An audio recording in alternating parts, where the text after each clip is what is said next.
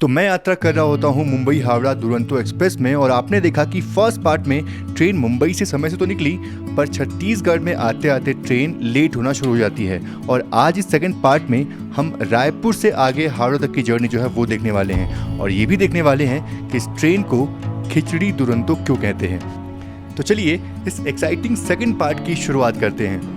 तो सुबह के 9:37 पे ट्रेन रायपुर पहुंच रही होती है और इसका शेड्यूल अराइवल यहाँ पे 8:22 का होता है। अच्छा, ये तो आपको थोड़ा बहुत समझ में आ चुका होगा कि इस रूट पे गाड़ियाँ कितनी लेट होती हैं।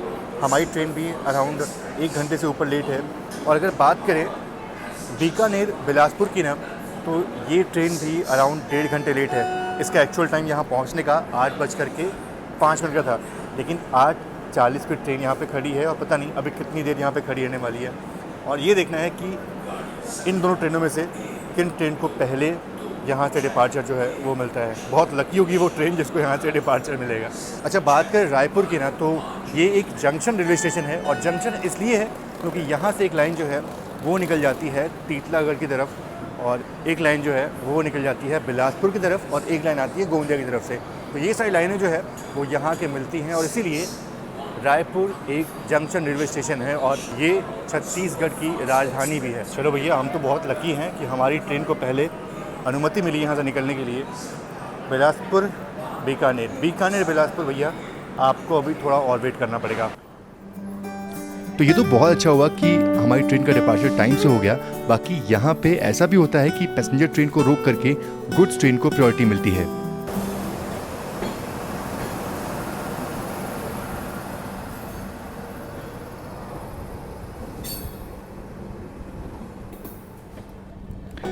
और मेरे ख्याल से ये वही लाइन है जो कि टीटलागढ़ की तरफ निकलती है और इसीलिए रायपुर जो है एक जंक्शन रेलवे स्टेशन है, जैसा कि मैंने आपको स्टार्टिंग में बताया था। और ये गुड्स ट्रेन तो नहीं है, लेकिन WAG9 जो कि एक गुड्स ऑन लोकोमोटिव है, इस ट्रेन में लगा हुआ है। और ये मेरे ख्याल से शालीमार लोकमान्य तिलक कुर्ला एक्सप्रेस है। तो ऐसा बहुत होता है इस रूट पर कि जो गुड्स लोकोमोटिव है वो इस्तेमाल होते हैं पैसेंजर ट्रेन में।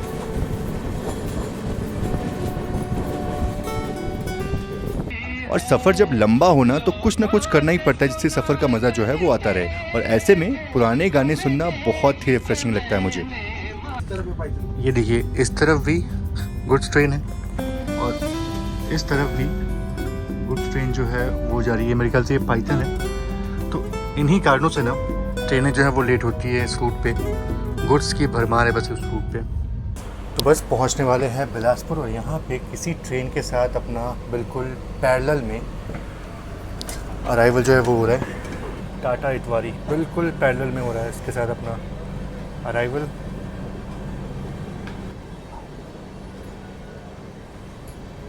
अच्छा, बात करूँ लेट लतीफ़ी की ना, तो ये ट्रेन भी अराउंड 4 से 5 घंटे लेट चल रही है। तो आपको एक आइडिया मिल चुका होगा कि इस रूट पे ट्रेनें कितनी लेट चलती हैं।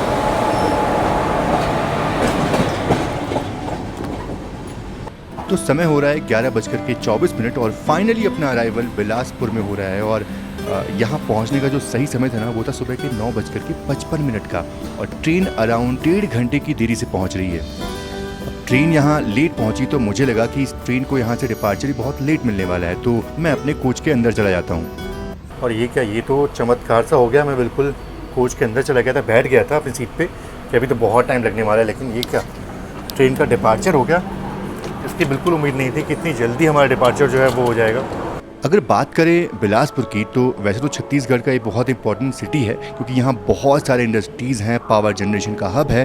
Polythene bag sheets, footwear, soft drinks, इनकी बहुत बड़े इंडस्ट्री है यहाँ पे और बहुत ज़्यादा मात्रा में इनका प्रोडक्शन होता है। और इतना ही नहीं, बिलासपुर भारत को बहुत बड़ी मात्रा में चावल की पैदावार करके देता है।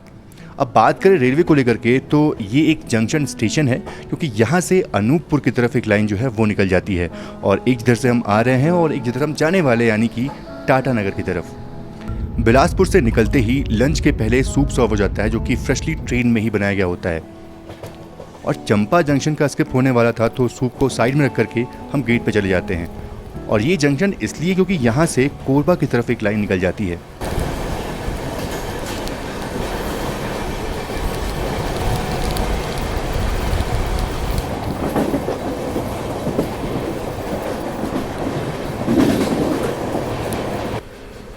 और मेरे ख्याल से यही वो लाइन है जो कि कोरबा की तरफ जाती है।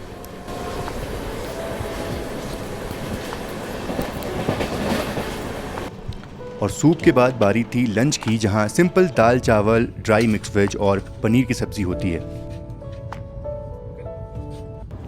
पनीर खा के बोर हो गए थे, ये कुछ नया खाने को मिल रहा है अभी, और आज में ड्राई वेज भी है। ऐसे मैंने आपको बताया था कि ट्रेन का अब जो सीधा हॉल्ट है वो टाटा नगर होने वाला है, तो इस बीच जितने सारे स्टेशन हैं वो सब स्किप करने वाले हैं हम। देखते हैं टाटा नगर टाइम से पहुंचते हैं या फिर डिले होता है। अगर 1 घंटे 2 घंटे डिले से पहुंचेंगे तो हावड़ा भी मेरे ख्याल से टाइम से पहुंच जाएंगे, लेकिन अगर टाटा नगर टाइम से नहीं पहुंचे तो हावड़ा पहुंचने का जो जल्दी पहुंचने का जो सपना है ना, वो शायद टूट जाएगा। रात को 12 बजे फिर पहुंचेंगे। और इस पूरे एरिया में ना आपको कोल माइनिंग बहुत ज़्यादा मात्रा में देखने को मिलेगी, और इसीलिए बहुत सारे गुड्स ट्रेन यहाँ से कोल लेके देश के अलग अलग कोने में जाते हैं। और यहाँ आप देख सकते हैं कि कैसे इन वैगन्स में कोल जो है वो लोड होते हैं।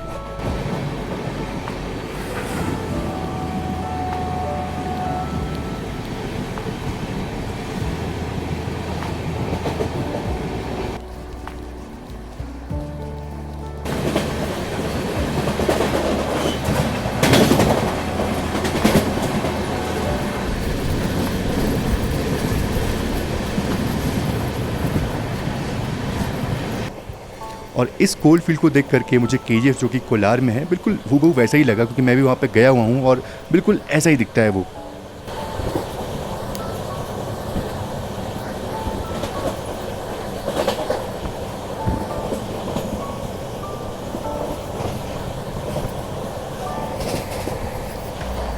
अरे ये तो साउथ बिहार एक्सप्रेस है जो कि राजेंद्र नगर से दुर्ग के बीच चलती है, और ये ट्रेन बहुत ही पॉपुलर है इस रूट पे, और मुझे ज़रूर से एक बार इस ट्रेन में यात्रा करना पड़ेगा।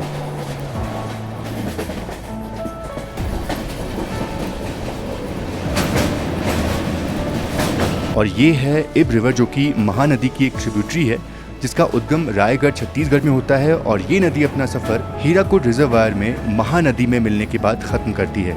और क्या आपको पता है कि इब रिवर वैली में कोल फील्ड बहुत ज़्यादा मात्रा में है, और इसीलिए आपको इतने सारे कोल फील्ड देखने को मिले। और इस नदी के नाम पे ही इब स्टेशन भी है, और कहते हैं कि भारतीय रेलवे में ये एक ऐसा स्टेशन है जिसका इतना छोटा सा नाम है।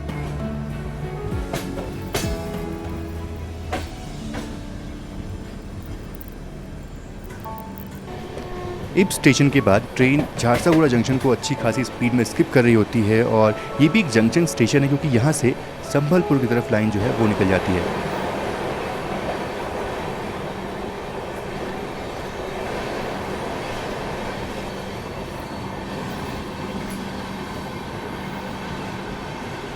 तो अभी हमने स्किप किया झारसागुड़ा जंक्शन को, और अगर देखा जाए तो फिलहाल वक्त हो रहा है 3 बजे का, और टाइम के मुताबिक अगर देखा जाए तो इस स्टेशन को हमारी ट्रेन को करीब 12:40 पे स्किप करना होता है, लेकिन ट्रेन स्किप कर रही है 3 बजे। तो अगर ऐसे देखा जाए तो ट्रेन जो है वो अराउंड 2.5 घंटे लेट चली रही है। 1.5 घंटे ट्रेन लेट पहले ही थी, लेकिन अब जो है वो 2.5 घंटे लेट जो है वो आराम से चल रही है। और अभी भी टाटा नगर का जो डिस्टेंस है ना, यहाँ से अराउंड 280 किलोमीटर का है, तो 1.5 घंटे में 280 किलोमीटर तो बिल्कुल ऑलमोस्ट नेक्स्ट टू इम्पॉसिबल है। ये डिस्टेंस तय करने में अराउंड 3 घंटे का वक्त जो है वो ट्रेन लगा रहेगी, आराम से लगने वाले हैं। तो 6:30-7 के आसपास टाटा नगर पहुंचने का अनुमान जो है वो हम लगा सकते हैं। बाकी देखते हैं सही टाइम क्या होता है वहाँ पहुँचने का।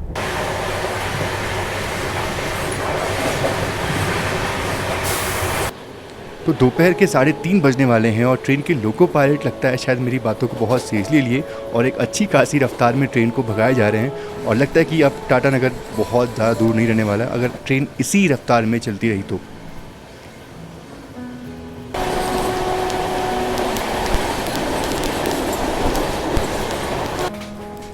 और मेरे ख्याल से ये ब्राह्मणी नदी है जिसमें कोयल नदी और संका नदी मिलती हैं राउरकेला से पहले, और इस विशाल ब्रिज को देख करके आप अंदाज़ा लगा सकते हैं कि बारिश के मौसम में ये नदी कितनी विशाल रूप लेती होगी। वैसे अगर देखा जाए तो राउरकेला में हमारा कोई हॉल्ट नहीं है, लेकिन जिस हिसाब से ट्रेन स्लो हुई है ना, मतलब साफ है कि शायद से हम बहुत ही स्लो स्पीड में, या फिर हमारी ट्रेन यहाँ पे रुक भी जाए, इसमें कोई बड़ी बात नहीं।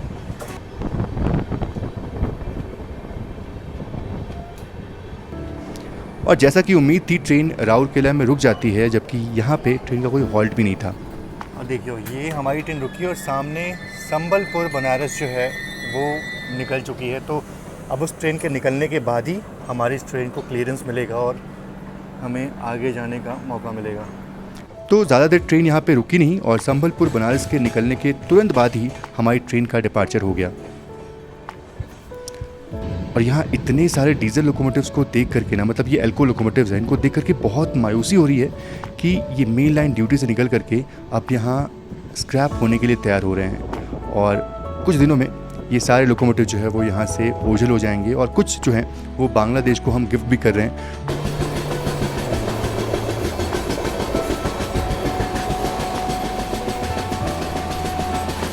तो शाम के 5 बजने वाले हैं और अब कोल फील्ड से हट करके थोड़ी हरियाली देखने को मिल रही है और इसी बीच खूबसूरत शाम भी होने वाली है। तो आप इस शाम को एंजॉय करिए और मैं तब तक वेट करता हूँ कि हमारी ट्रेन टाटानगर कब पहुँचेगी।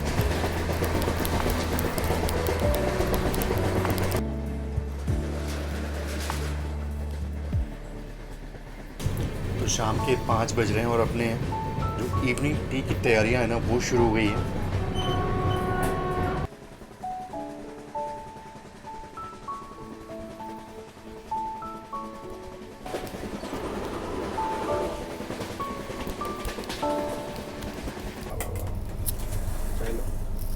और ये अपनी चाय भी आ गई, लाओ भैया।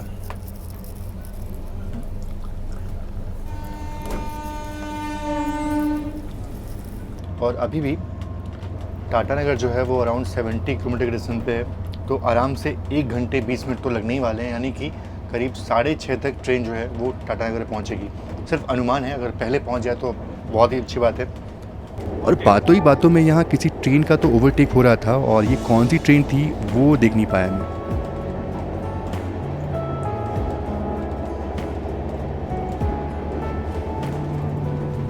बाकी ट्रेन की रफ्तार देखो आप, बहुत देर से ट्रेन इसी रफ्तार में आगे बढ़ रही है।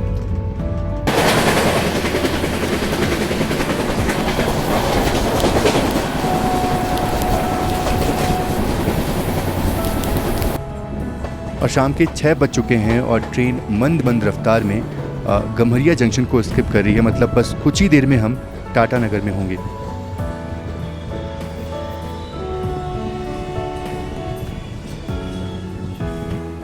और ये मेरे ख्याल से खरकाई नदी है जिसको हम क्रॉस कर रहे हैं, मतलब हम टाटानगर में अब एंटर हो चुके हैं फाइनली।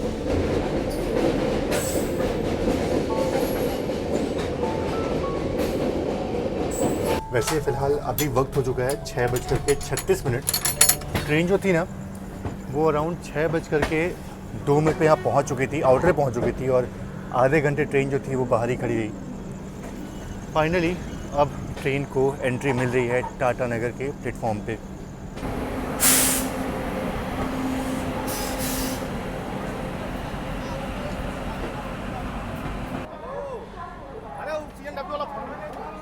तो वक्त हो चुका है शाम के 6:40 और फाइनली ट्रेन प्लेटफॉर्म पे आ चुकी है।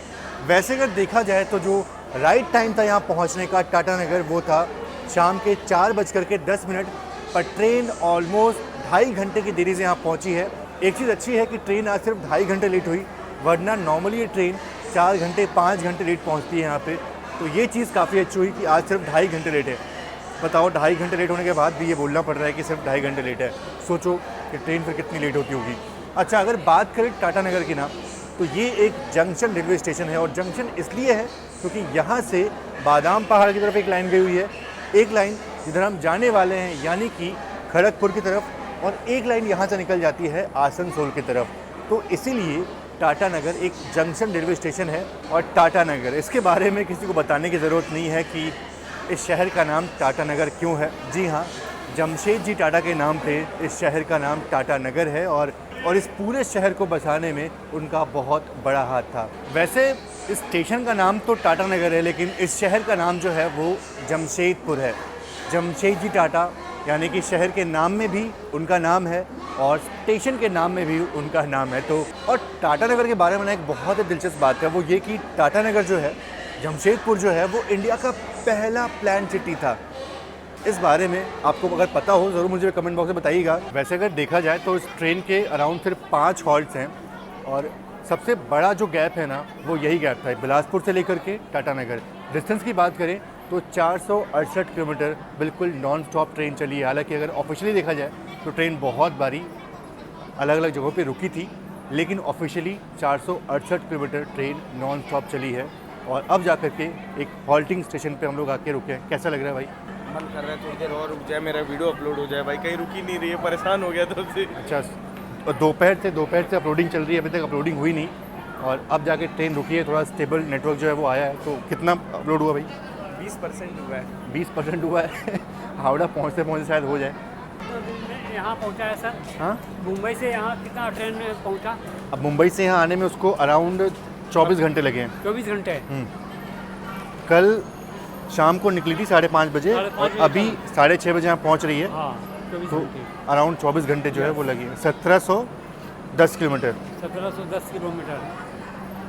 तो 1710 किलोमीटर की जर्नी को इतने 24 घंटे में अराउंड पूरा किया हमने।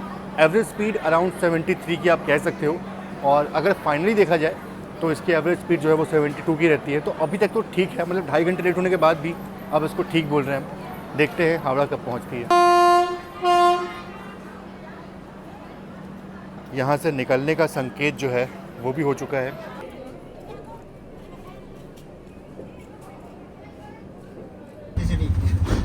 लास्ट सर्विस है आज की, सर्विस होती है समाप्त। और ये है खिचड़ी।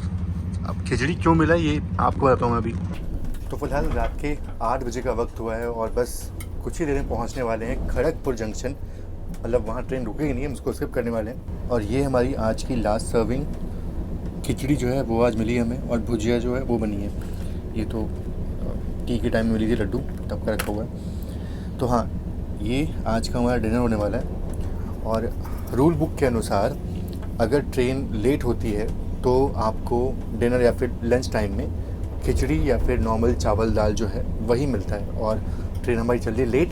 अभी जस्ट ये जो टाइम है ना, ये हावड़ा पहुंचने का टाइम था, पर ट्रेन अराउंड 3 घंटे जो है वो लेट हावड़ा पहुंचेगी। तो ऐसे में पैसेंजर जो है वो भूखे ना रहें, इसलिए उनको ये मील जो है वो दी जाती है, खिचड़ी या फिर दाल चावल। तो आज हमें खिचड़ी जो है वो मिली है। हालांकि अच्छा भी हुआ, बहुत दिनों से पनीर और ये सब चीज़ खा के थोड़े से पक चुके थे, तो कुछ सादा और सात्विक खाने का मन था। आज इच्छा पूरी हो गई। खिचड़ी अच्छी लग रही है मेरे को कल के खाने से, है ना। तो खिचड़ी वाला डिनर जो है अपना पूरा हो चुका है और बस कुछ ही देर में पहुंचने वाले हैं खड़गपुर, जो कि हम स्किप करने वाले हैं। खड़गपुर के खड़कने से खड़कती हैं खिड़कियाँ, खिड़कियों के खड़कने से खड़कता है खड़गपुर। ये कोई गाना भी है मेरे ख्याल से, कोई फना मूवी में कोई गाना था इसका। चलो फिलहाल खड़गपुर का स्किप जो है वो आपको दिखाते हैं। पर खड़गपुर के पास में इतनी सारी लाइनें आती हैं ना कि मैं खुद कंफ्यूज हो जाता हूँ कि खड़गपुर को जंक्शन क्यों बोलते हैं। हालांकि एक बार स्टेशन पहुंच जाए उसके बाद से मैं आपको बताऊंगा कि एग्जैक्टली खड़गपुर जो है वो जंक्शन क्यों है।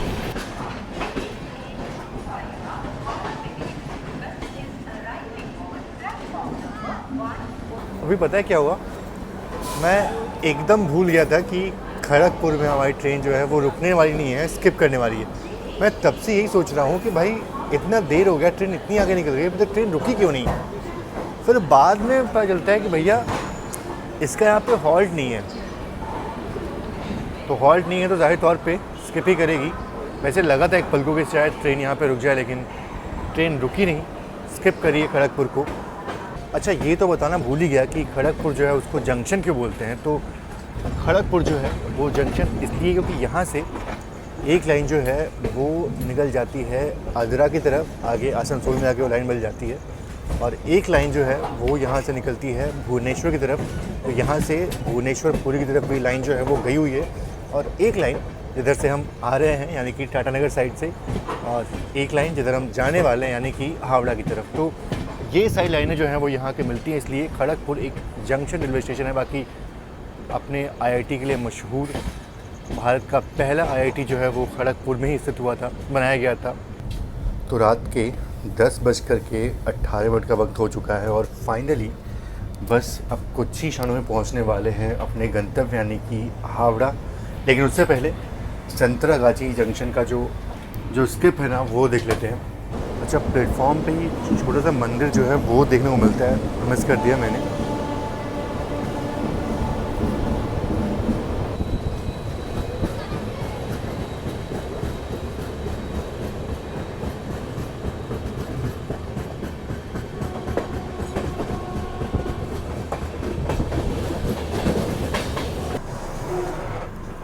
बंद हो चुकी युवा एक्सप्रेस के पुराने रेक्स। एक बार इसमें यात्रा हमने की थी ना, छोटी सी यात्रा थी। तो आखिरकार रात में लगभग 11 बजे हमारी ट्रेन अपने गंतव्य यानी कि हावड़ा जंक्शन पहुंच रही होती है और ये लंबा सफ़र अब फाइनली ख़त्म होने वाला था।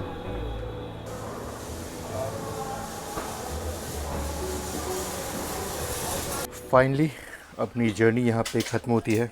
10:54। ऑलमोस्ट 11 बज गए यहाँ पहुँचते पहुँचते। और चलते हैं बाहर।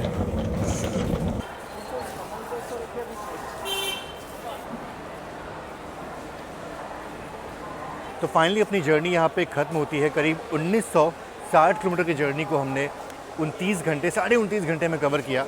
यहाँ पहुँचने का सही समय था 8:15, पर ट्रेन पहुँची यहाँ पे ऑलमोस्ट 11 बजे। तो अगर देखा जाए तो 1960 किलोमीटर की जर्नी को हमने 29.5 घंटे में कवर किया। और अगर एवरेज स्पीड की बात करूँ ना तो अराउंड 66-67 किलोमीटर पर आवर की एवरेज स्पीड जो है वो ट्रेन ने मेंटेन की। लेट हुई ट्रेन, इसलिए जो एवरेज स्पीड है वो भी इसकी ख़राब हो गई। हालांकि अगर ये टाइम से आती तो 72 किलोमीटर पर आवर की एवरेज स्पीड रहती। लेकिन चलिए, ये ट्रेन ऑलमोस्ट हर दिन लेट होती है, इसमें कोई बड़ी बात नहीं है। और हर दिन आपको इस ट्रेन में ना खिचड़ी विचड़ी जो है वो मिल जाती है। तो ये चीज़ पता नहीं अच्छी है बुरी है, क्योंकि भाई ट्रेन तो बहुत लेट हो गई यहाँ पे। बाकी ये दुरंतो एक्सप्रेस की जर्नी आपको कैसी लगी कमेंट बॉक्स में ज़रूर से आप मुझे बताइएगा।